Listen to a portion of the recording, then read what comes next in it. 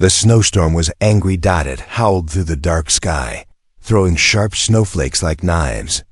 Cold wind tore across the empty land, covering everything in white. In the middle of that frozen world, a small cave waited silently. Inside the cave, a weak fire flickered. It was small, tired, and almost dying. Near the fire sat an alien woman. Her name was Lyra. Her skin was pale blue, but now it had turned gray from the cold. Her arms were tightly wrapped around a tiny bundle, a child. Her son. His name was Miro. Lyra was shaking. Her fingers were red and stiff. She had no clothes left. She had burned all of them to keep the fire alive. She had nothing left, nothing but her child. Miro was asleep, breathing softly. She had wrapped him in the last cloth she had, a small part of her long robe. The rest was gone, now just ashes in the fire. Lyra looked at the flames. They were getting weaker. Her heart felt heavy. She had escaped the village 3 days ago. They had called her useless because she had no husband and no food to offer. Her kind didn't help widows. She was alone. She had walked far, hoping to find shelter, anything, anyone, but all she found was ice, snow, and silence. Now she sat in a cave, half naked, her skin burning from cold, her back pressed to the cave wall. She whispered softly into Miro's ear, "Stay with me. I will protect you, even if it's the last thing I do." Her voice was weak, dry like cracked stone. Miro moved a little. He made a soft sound in his sleep. Lyra smiled through her pain. Her lips were blue. Her eyes felt heavy. She hadn't eaten in 2 days. Her stomach hurt, but she didn't care. She only cared about her child. The wind screamed outside. Snow came inside the cave in little bursts. The fire danced for a moment, then shrank again. Lyra took a deep breath. Her chest hurt. Her skin felt like it was made of glass, so cold, so weak, still. She didn't cry. She just held her child close. Her body became the shield. Even if it killed her, she closed her eyes for a second, just for a second. Suddenly, crunch. The sound of boots. Lyra's eyes opened wide. She heard it again. Crunch. Someone was walking on the snow, near the cave. She couldn't move fast. Her body didn't listen. Her arms tightened around Miro, and her heart began to beat faster. Who was it? A wild animal? A soldier? Someone from the village? She held her breath.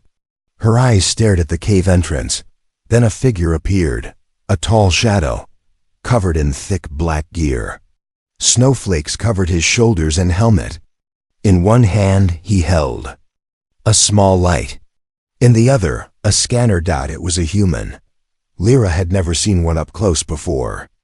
Only heard stories, dangerous, strong, heartless. But this one stood still, then slowly stepped forward. His eyes scanned the cave, then stopped on her, a weak alien mother, and her child. The man's face changed. His eyes showed something strange. Shock. And then worry. He rushed forward, dropped to one knee. Lyra tried to pull back, but she was too weak. The man held out his hand, not to hurt but to check. He placed 2 fingers on her neck. Her pulse was barely there. Then he touched the child's forehead. Warm, but not enough. Man pulled off his thick jacket and wrapped it around both of them. Lyra blinked. Her mouth opened slightly. Why? Help us? She whispered. The man didn't answer right away. He looked at her with quiet pain in his eyes. Then he said softly, "Because no one helped her when she needed it." Lyra didn't understand, but her body relaxed. The warmth from the jacket, the calm in his voice. She closed her eyes again, and this time, not from fear. The fire flickered again, a little stronger. Outside the wind still howled, but now they were not alone. He had seen death before, but this was different. Ethan's boots sank deep into the snow as he stared at the alien mother curled beside the fading fire. Her Skin was cracked and blue. Her hands were frozen around her child like a shield made of flesh and love. He knelt slowly. "Are you alive?" he whispered, but no answer came. His gloved fingers gently touched her neck. There was a weak pulse. Barely there. Her chest moved, but only a little. The child, his eyes fluttered. Still breathing, Ethan let out a breath of relief. Thank God. He pulled off his thick winter jacket and wrapped it tightly around them both. His body was already used to the cold. He could survive a little longer without it. But they wouldn't. He reached into his side pouch and pulled out a heating capsule. He cracked it open and placed it near the boy's chest. The warmth would spread fast, but it wouldn't last long. The cave was cold. The fire was almost dead. He looked around and whispered, "We need to move." Soon. The wind outside screamed again, shaking the entrance. The storm was getting worse. If they didn't leave in 10 minutes, even he might not survive the walk. Back. Ethan took off his helmet. His short brown hair was soaked with sweat, even in the cold. His breath came out in heavy clouds. The alien woman stirred. Her eyelids opened slightly. She saw him. Really saw him for the first time, a human. Her eyes were full of fear. But she didn't have the strength to move.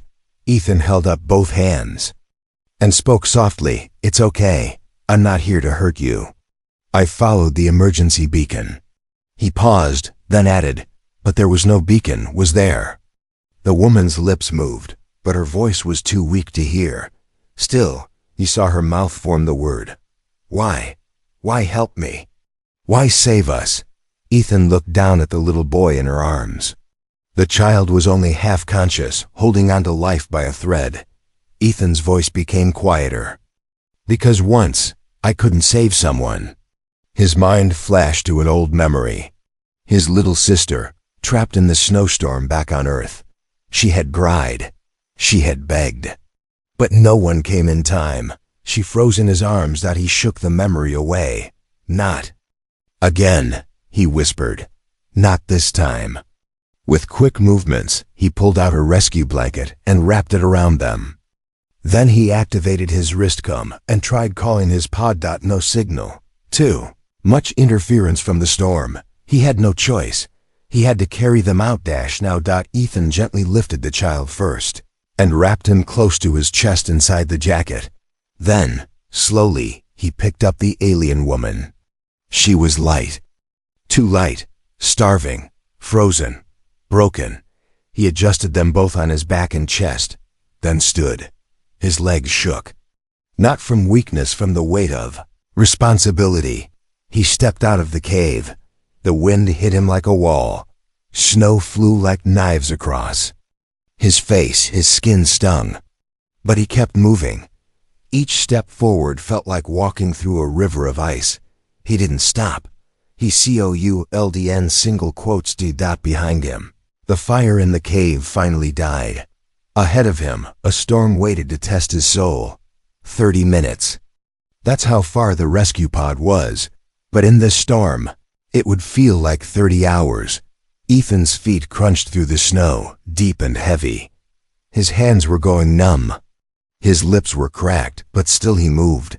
The child whimpered in his arms. Ethan said softly. "You're gonna be all right, kid.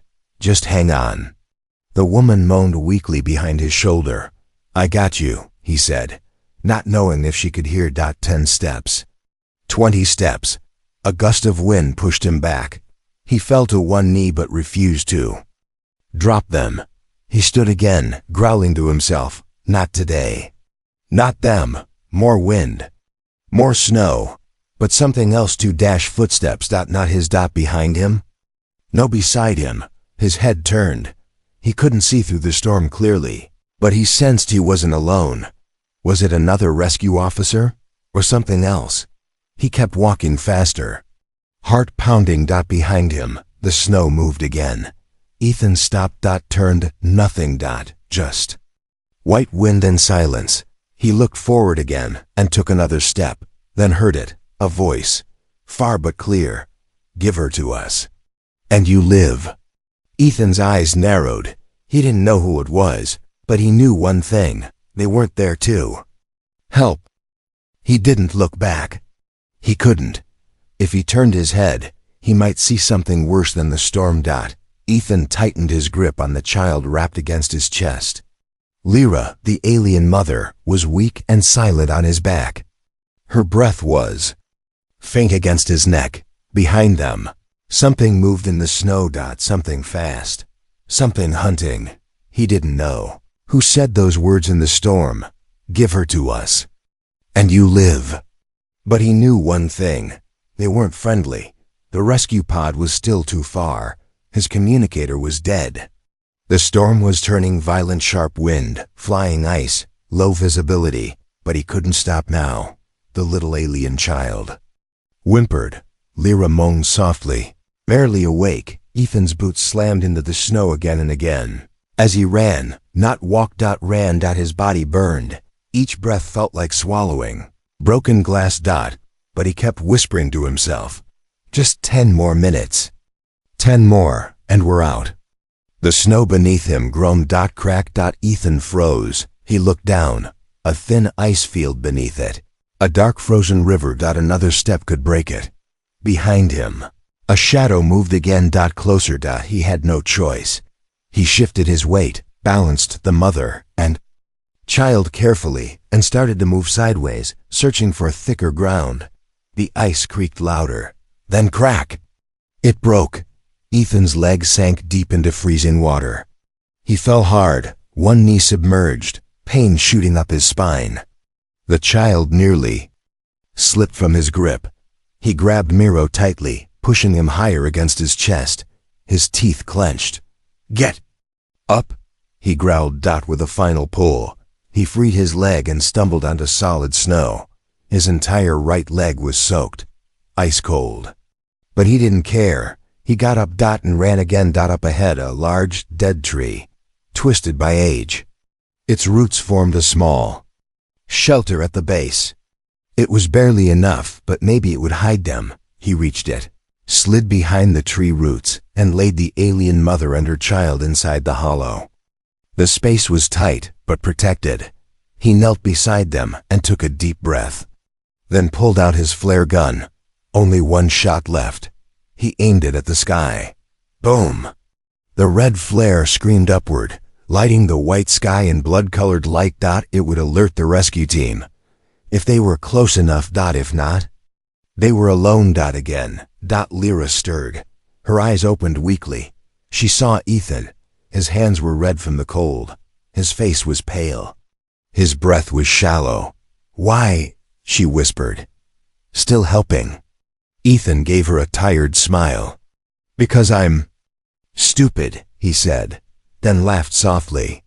Or maybe I just care too much. She blinked slowly, and then she cried. Silent tears. Not from fear, but from something else. No one had cared before. Not when her husband died. Not when her people threw her out. No one helped, but this human, this strange creature from another world, was risking everything. For her. For her child. Suddenly a shadow passed above. A drone? Ethan's eyes lit up. He stood, waved his arms. Down here, he shouted. 2 survivors, please. The drone paused, hovered. Then flew away fast. Ethan's heart dropped. Maybe it saw US, he said, more to himself than anyone. He turned back and froze. Footprints. Fresh ones. Coming from the trees. Ethan pulled out his blade. Short combat knife, not made for long fights. He looked around. Whoever had followed them was close, too close. He looked down at Lyra and her son. He whispered, no matter what happens, I won't let them take you. His voice was steady, but his heart beat like thunder. He crouched in front of them, ready to fight, somewhere in the snow. A low growl answered. Snow didn't bleed, but the human did. A red trail marked where Ethan had dragged himself. One hand clutched his side, where a knife had sliced him. The other still held the alien child against his chest. The mother, Lyra, lay across his back, barely breathing. And the storm? It showed no mercy. His thoughts were blurry now, his vision spun. He had fought off the shadow, whoever it was. A quick attack, a knife, a fight in the snow. But now he had no strength left. Then he saw it, a crack in the rock. A cave, small but deep, a shelter, a chance, he didn't think. He staggered inside, using the last of his strength. Inside, the air was still cold, but it was safe. No wind, no footsteps, no eyes watching. Ethan laid Lyra and her child on the ground gently. His own body dropped beside them. But he didn't rest, not yet. He tore off his belt and wrapped it around his bleeding side to slow the wound. Then he pulled out his last emergency flare capsule and broke it open. A soft flame sparked to life. He found dry twigs and bones in a corner. Someone had once lived here, or died here. Either way, it didn't matter. He built a small fire, the first warm light they'd seen in hours. Lyra moaned softly. Her eyelids fluttered. Ethan moved closer, placed his warm hands near her face. "You're safe now," he whispered. "It's over," but her eyes showed confusion. Fear. "Is Miro?" Ethan leaned down. "He's right here, breathing, warm. You saved him." Lyra blinked slowly. A tear slid down her cheek. She tried to move, but her limbs were stiff, like frozen wood. Ethan stopped her. "No, don't. Just rest." She looked at him, lips trembling. "I burned everything," she whispered. "Everything I had, just for him." He nodded. "I know," he said quietly. "And that's why you're still alive." The fire grew. Orange light filled the cave. Ethan placed the boy closer to it, covering him with both jackets. He looked at Lyra again, her skin still pale, fingers blackened at the tips from frostbite. He didn't have med supplies. He had one choice, his body. Heat. He sat behind her and gently lifted her into his lap. She gasped softly, but didn't pull away. His arms wrapped around her. "You'll hate this," he whispered, "but it'll save your life." Slowly, the warmth returned to her back, her arms, her cheeks. She breathed easier. Then she whispered something unexpected. "I was ready to die." Ethan didn't reply at first. Then he said, "Good, because only people who are ready to die understand how much they want to live." She looked up at him. Their eyes met for the first time truly. Not as alien and human, but as two survivors. Outside, the wind began to calm. Inside, the cave was silent, except for the crackle of the fire and one more sound. A beep. Ethan's wristband blinked. Signal detected. He sat up fast. A rescue drone had returned.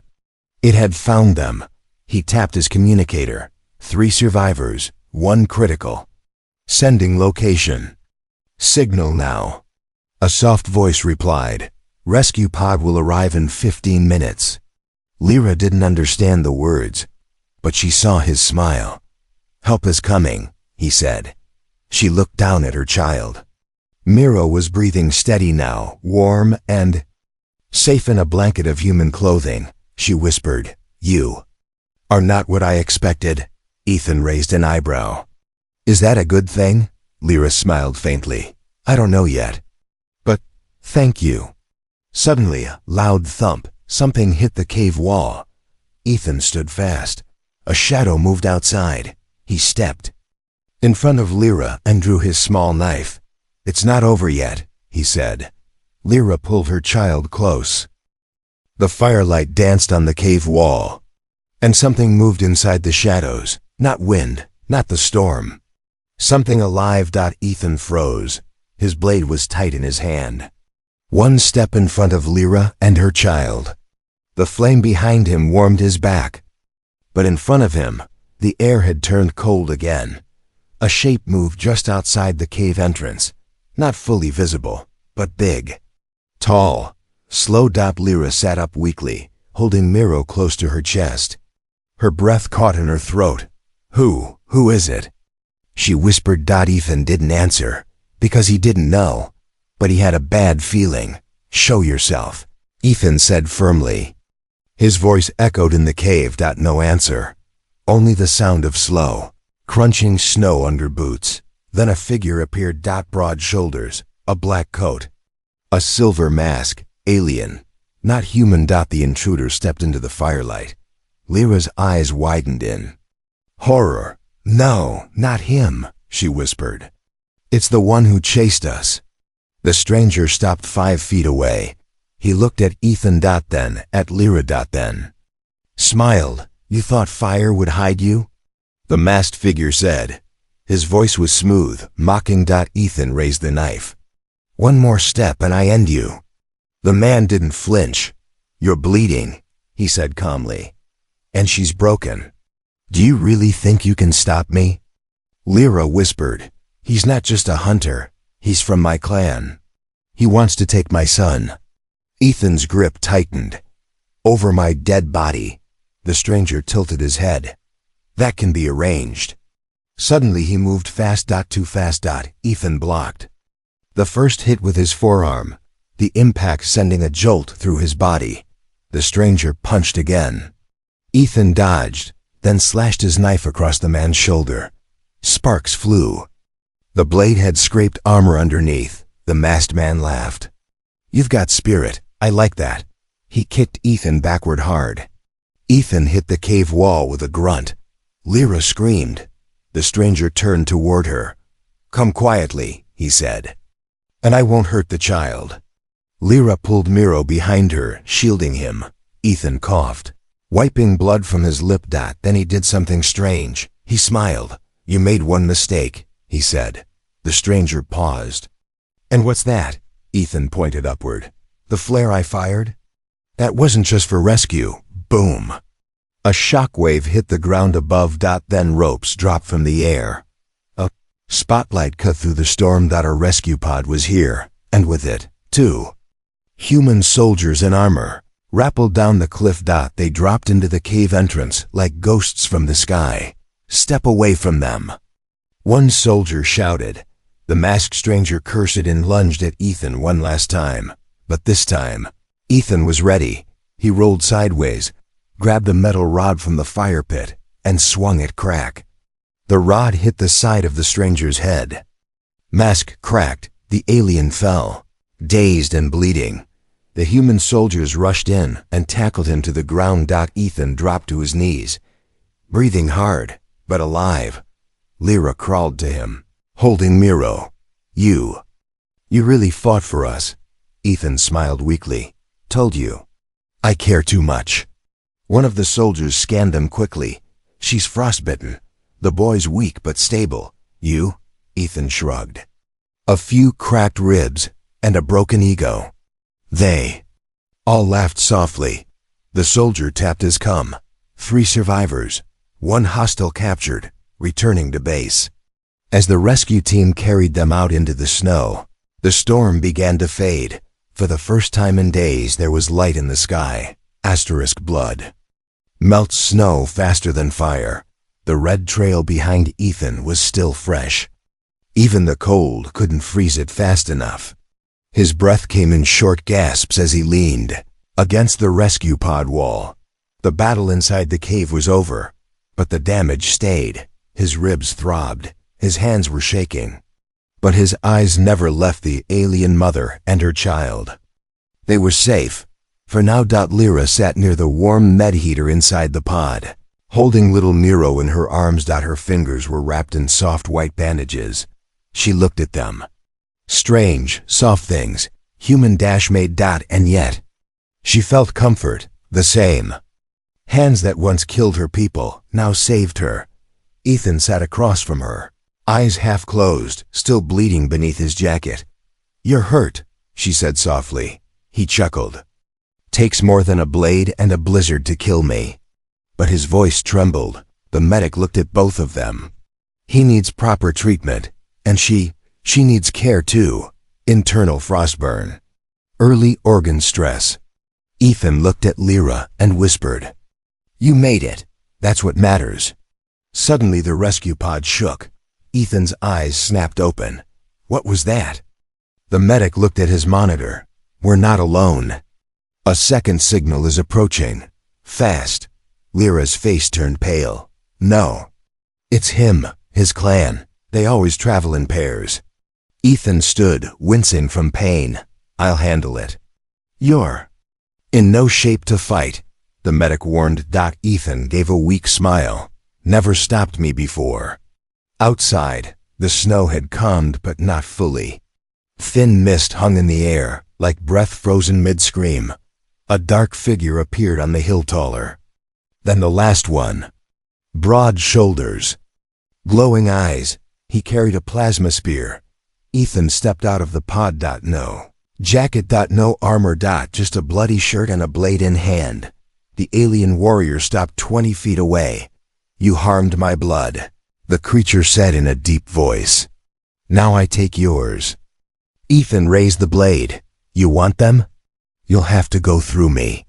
The alien roared and charged. Ethan braced. The clash was brutal. The spear scraped past Ethan's face, burning the skin near his cheek. He ducked, stabbed low, hitting the alien's leg. The warrior screamed and slammed his elbow into Ethan's back. Ethan fell, gasping, but rolled aside just in time to dodge another strike from the pod. Lyra cried out, "Don't let him take my son." The warrior heard her and turned toward the pod. That was his mistake. Ethan used it. He launched himself forward, slamming into the alien's side. Both fell into the snow, wrestling, rolling. Ethan grabbed a flare stick from his belt, flicked it on, and shoved it into the alien's mask. Phew. Smoke, fire, screams. The alien rolled back, his mask melted. Face burned. He crawled backward, then ran into the woods. Gone. Ethan fell to one knee.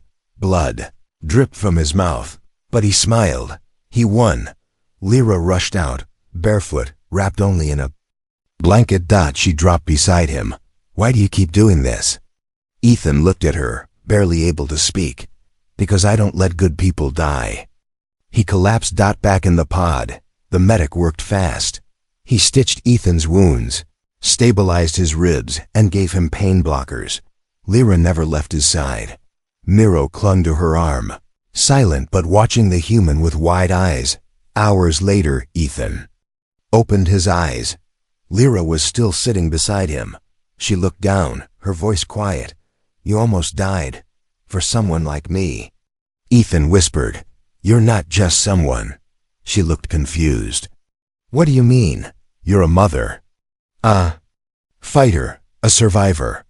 He reached up, weak fingers brushing hers. You're family now. The storm was gone, but the silence it left behind felt even louder. Snow no longer howled. The wind no longer screamed. Only the soft hum of the rescue pod remained, flying quietly through pale blue skies. Inside, 3 lives sat wrapped in blankets and healing, but none of them would ever be the same. Ethan opened his eyes slowly. Warm, soft, safe. He was lying on a padded bed, bandaged from chest to hip. A light beep echoed near his ear, a heartbeat monitor. He turned his head and saw her. Lyra. She sat beside him, cradling her child in her arms. Miro was sleeping peacefully. Her eyes met Ethan's. I thought you wouldn't wake up, she whispered. Ethan smiled weakly. And miss your cooking? Lyra raised an eyebrow. I've never cooked a day in my life. They both laughed softly. Even the medic smiled from across the room. You're lucky to be alive, the medic said. Ethan replied, Luck had nothing to do with it, just her fire. He looked at Lyra. I saw it in the cave. You burned everything for your child. Even your own body. That's real strength. Lyra lowered her eyes, voice soft. In my world, I was called weak, worthless, disposable. Not in mine, Ethan said firmly. She looked up, surprised. You're a hero. The pod slowed. Outside the window, a human base appeared gray. Buildings covered in snow, surrounded by lights and guards. Lyra's arms tightened around Miro. What happens now? She asked. They'll try to take us, she added quietly. Separate us. Ethan shook his head. No, they won't. She gave a sad smile. You can't protect us forever. Ethan smiled back, but his eyes were serious. No, but I can give you a name, she blinked. A name? He nodded. You don't have one here, not in human records. No ID, no papers, no rights. But if I say you're part of me. Lyra's eyes widened. Ethan continued. If I say you're my family, my responsibility, they can't take you. He sat up slowly despite the pain. I'll adopt Miro, and I'll register you under my name. You'll be safe. She covered her mouth, tears building in her eyes. You'd do that. For us? He smiled, tired but sincere. You already burned your world for him. Let me give you a new one. Hours later, they stood before the human command officer. Tall, cold, strict. The officer stared at Ethan, then at the alien woman and child beside him. You understand what you're asking for, soldier? He said. Yes, sir. You'll be responsible for her safety, behavior, survival. For the boy, too. I accept, Ethan said. The officer looked at Lyra. Do you accept this man as your guardian on Earth territory? Lyra held Miro's hand tightly. She looked at Ethan. He gave her a slow, steady nod. She turned to the officer and said clearly, I do. The next day, they were given quarters on the base. A small room. A heater. A bed. It wasn't much, but it was home. Ethan sat with bandages around his ribs, teaching Miro how to use a toy cube. Lyra watched from across the room, smiling softly. She walked over and sat beside them. She reached out, touched Ethan's hand. He looked at her. You gave me warmth, she said, when I had nothing. Ethan nodded. And you gave me something I thought I'd never feel again. What's that? He smiled. Family. Outside, snow began to fall again, but this time, it felt like peace.